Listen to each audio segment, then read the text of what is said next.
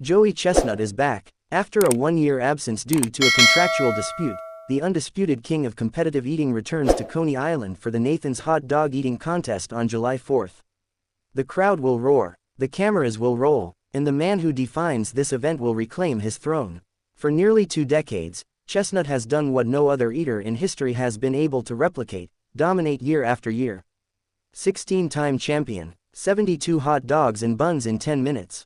No one even close. He didn't just win, he redefined what was possible. He pushed the human body to its limit. And now, at age 41, Joey Chestnut is hungrier than ever. He remembers where it started.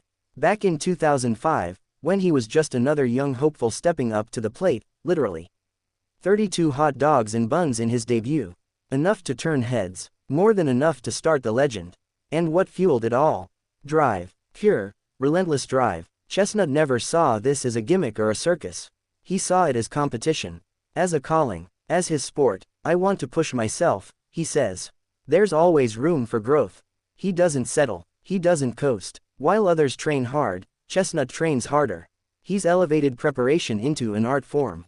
In the final hours before the contest, he uses an electric stimulation machine on his abdomen. It's not for show, it's science. It gets the muscles loose, gets the system primed. No wasted energy, no surprises. Competitive eaters often stretch their stomachs by drinking absurd amounts of water. Chestnut does that, and more. He's built a full training ecosystem, one few can even comprehend. There's the neck training, a 16-pound bag strapped to a leather harness hanging from a mouthguard. He clenches his jaw, lifts his head, simulates swallowing. It's odd, it's intense, but it works. You feel your whole jaw and neck working together, he says. That resistance builds strength and control. And that's everything on contest day. There are burping drills. Out in the open, he practices coordinated swallowing and burping. Sounds simple. It's not. It's all about synergy, the muscles of the esophagus, stomach, diaphragm working in unison. Even the water temperature matters. Chestnut is precise, methodical. His dunking water, he prefers it at exactly 116 degrees Fahrenheit. Hot water helps digestion, relaxes the muscles, and keeps the fat from solidifying, he explains. At home, he rehearses with water ranging from 111 to 121 degrees. He trains himself to adjust on the fly, to hit that 116 sweet spot with speed and accuracy. On the big stage, every second matters. He brings his own water. 2-gallon bags insulated within bags. Prepped, measured, ready. If it's too hot, he cools it with a splash from a cup. All choreographed, all practiced. The attention to detail is unmatched. Every element, from posture to timing, from jaw tension to breathing patterns, is dialed in. He even takes Primatene, an over-the-counter asthma medication. "It helps me breathe through my nose while eating," he says. "It also gets me amped." It's not a secret weapon. It's just another tool in his ever-evolving system. But training and preparation are just half the story.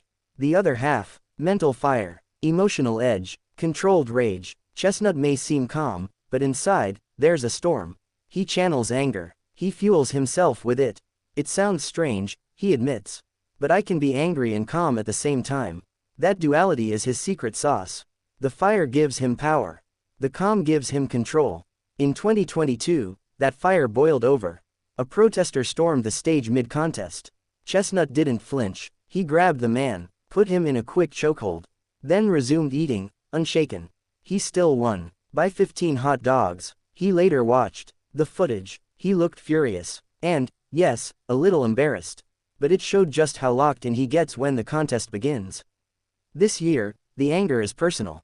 Last year's ban stung. The dispute wasn't just business.